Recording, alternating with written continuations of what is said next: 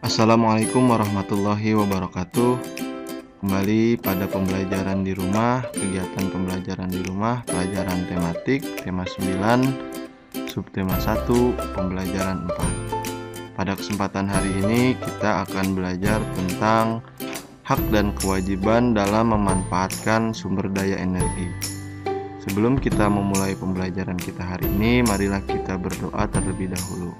Berdoa dipersilahkan.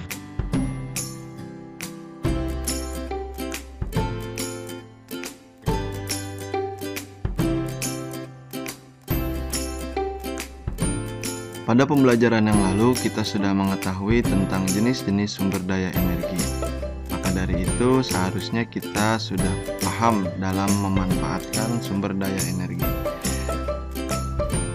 Sebagai warga negara yang baik, kita harus bijak dalam memanfaatkan sumber daya energi. Hendaknya kita harus seimbang dalam melakukan hak dan kewajiban terhadap sumber daya energi yang ada di lingkungan kita. Perhatikan cerita teks berikut ini. Hemat energi, hemat biaya. Hemat energi adalah mempergunakan energi yang ada dengan seperlunya saja. Energi yang kita gunakan tidak dapat diperbaharui. Oleh karena itu, kita harus mempergunakannya sehemat mungkin. Apabila kita hemat menggunakan energi, kita pun akan menghemat dalam mengeluarkan biaya. Contoh energi yang perlu kita hemat penggunaannya adalah listrik. Listrik merupakan energi yang tidak dapat dilihat, namun kita rasakan manfaatnya. Listrik sangat berpengaruh terhadap kehidupan manusia. Pada saat ini, listrik sangat berperan dalam membantu berbagai aktivitas manusia sehari-hari. Untuk mendapatkan listrik, manusia harus bersusah payah membuat berbagai macam pembangkit listrik. Contoh pembangkit listrik antara lain pembangkit listrik tenaga air atau disingkat PLTA, pembangkit listrik tenaga surya atau disingkat PLTS, dan pembangkit listrik tenaga uap atau disingkat PLTU. Setiap pembangkit listrik ini memerlukan biaya yang sangat besar dalam pembangunannya.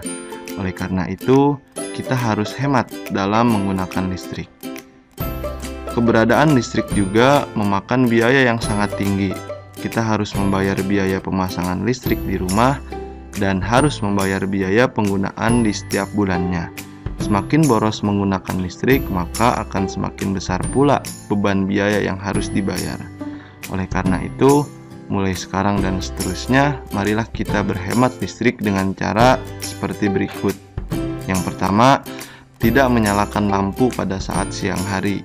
Yang kedua, menyalakan lampu hanya jika diperlukan. Yang ketiga, lampu dinyalakan maksimal 10 jam setiap hari. Yang keempat, mematikan peralatan elektronik jika tidak digunakan. Dan yang terakhir, menggunakan listrik seoptimal mungkin. Segala aktivitas manusia memiliki pengaruh yang besar terhadap lingkungannya. Manusia dan lingkungan memiliki hubungan yang sangat erat satu dengan yang lainnya. Artinya bahwa apa yang dilakukan manusia akan berpengaruh terhadap alam dan lingkungan sekitarnya. Hak dan kewajiban setiap warga negara terhadap sumber energi dan pemanfaatannya. Yang pertama, kewajiban terhadap sumber energi. Kewajiban manusia dalam kehidupan sehari-hari menggunakan sumber energi adalah yang pertama, menggunakan energi dengan seperlunya. Yang kedua, memanfaatkan teknologi dan peralatan yang ramah lingkungan. Yang ketiga, menjaga dan melestarikan alam. Yang keempat, melakukan reboisasi. Dan yang terakhir adalah menggunakan energi alternatif seperti angin, air, atau matahari. Yang kesemua energi itu tidak akan habis dan bisa diperbaharui kembali. Setiap orang memiliki hak dalam memanfaatkan sumber energi. Perhatikan pada gambar berikut. Nah, setiap orang memiliki hak yang sama untuk menggunakan energi agar dapat menunjang kegiatannya sehari-hari. Untuk hal-hal tertentu, setiap orang pun berhak mengelola energi. Hak mengelola energi diperbolehkan selama tidak melanggar undang-undang dan merugikan orang lain.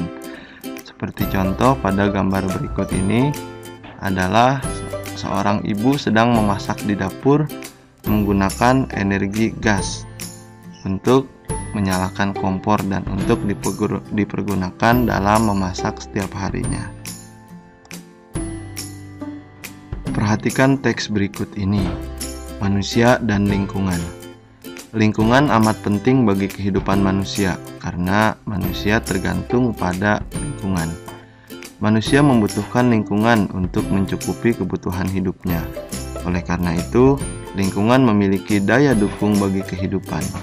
Artinya, lingkungan mempunyai kemampuan untuk mendukung kehidupan manusia dan makhluk hidup lainnya. Oleh karena itu, manusia harus senantiasa berbuat baik kepada lingkungan. Manusia harus dapat berpikir dan berperilaku secara tepat, bijak, dan bertanggung jawab. Hidup yang selaras dengan alam dapat dimulai dari diri sendiri. Kita harus membiasakan pola hidup bersih dan sehat seperti selalu membuang sampah pada tempatnya, rajin berolahraga, dan selalu memeriksa keadaan mesin kendaraan agar tidak menghasilkan banyak asap yang kotor. Selain itu, kita harus meningkatkan kreativitas dengan mendaur ulang barang-barang yang sudah tidak terpakai agar tidak mencemari lingkungan. Sudahkah kalian berbuat demikian? Nah, jika sudah, kembangkan dan tingkatkanlah terus. Namun jika belum, mulailah melakukan dari sekarang. Jika kita cinta dan bersahabat dengan alam, alam akan cinta dan bersahabat dengan kita. Namun sebaliknya, jika kita merusak alam, alam akan marah dan menumpahkan segala bencana pada kita. Hidup yang selaras dengan alam dapat membawa dampak positif bagi umat manusia. Yang selanjutnya masuk pada pembelajaran 5. Pada pembelajaran 5 ini kita akan membahas tentang kegiatan ekonomi yang sesuai dengan sumber daya alam yang ada pada lingkungannya. Silakan diperhatikan. Sebelum memulai pembelajaran kita, silakan dibuka bukunya halaman 32. Lalu bacalah teks yang ada pada halaman 32.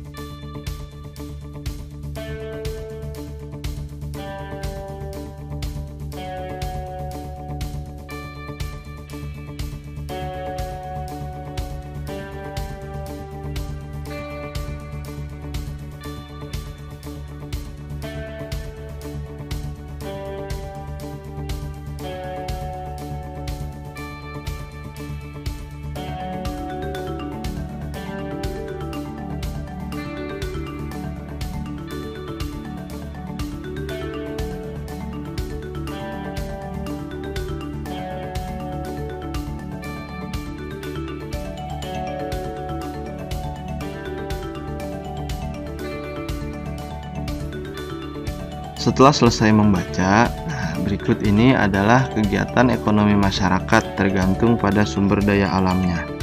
Yang pertama, masyarakat daerah pantai. Kegiatan ekonomi utama masyarakat di sekitar pantai adalah sebagai nelayan.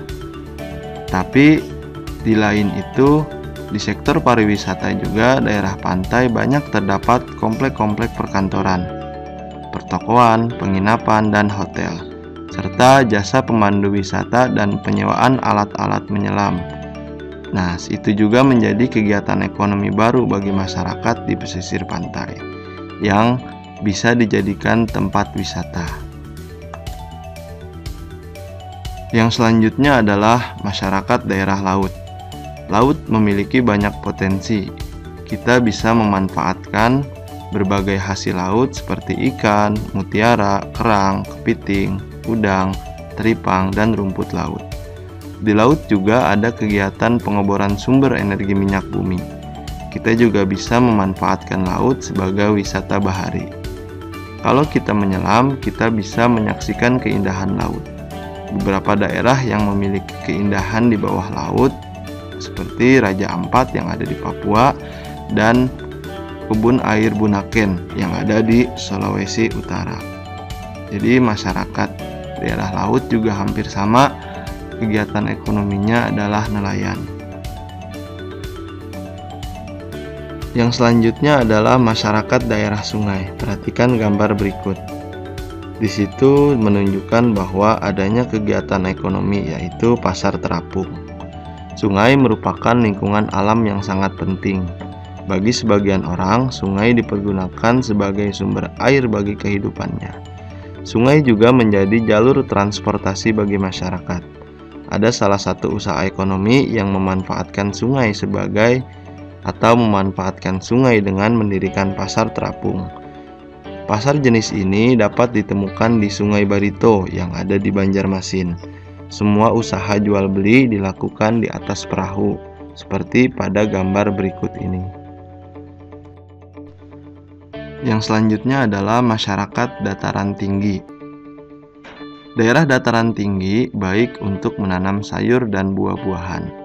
Selain sebagai lahan pertanian, dataran tinggi juga merupakan tempat yang cocok untuk wisata. Karena daerah dataran tinggi pada umumnya memiliki udara yang bersih, sejuk, dan segar.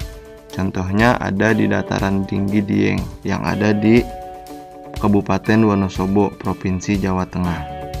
Nah, jadi masyarakat dataran tinggi memiliki kegiatan ekonomi sebagai petani, dan juga di sana banyak dijadikan tempat-tempat berwisata.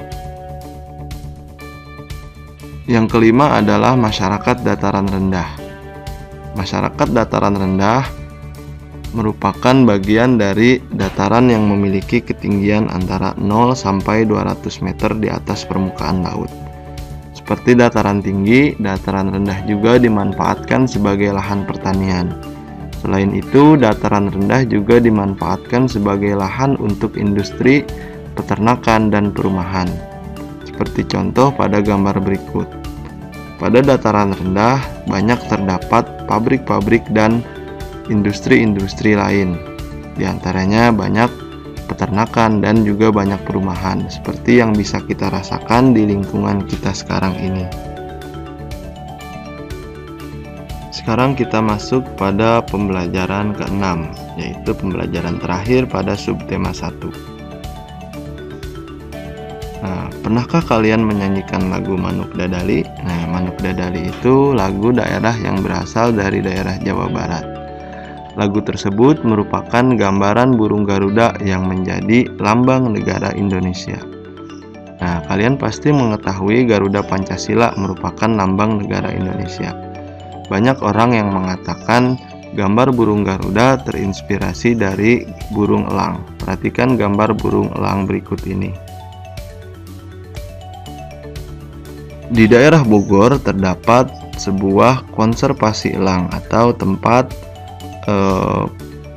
peternakan atau tempat penangkaran burung elang yang tepatnya berada di kaki Gunung Salak yang terletak di Taman Nasional Gunung Halimun Salak. Sekarang kita akan mengetahui tentang konservasi elang di Halimun Salak. Silakan dibaca teks berikut ini. Pada bagian terakhir yaitu bagian evaluasi pada pembelajaran hari ini. Perhatikan soal-soal berikut ini. Yang pertama, jawablah pertanyaan berikut ini. Mengapa kita harus berhemat energi?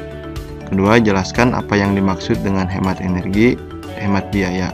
Dan yang ketiga, bagaimanakah cara menghemat listrik? Nah, silakan dijawab pertanyaannya. Sebelum menjawab pertanyaannya, silakan soalnya ditulis dulu di buku tulis, lalu dijawab di buku tulis. Selanjutnya yang kedua adalah, tuliskan peta konsep berikut ini di buku tulis. Silahkan kalian membuat peta konsep seperti ini di buku tulis.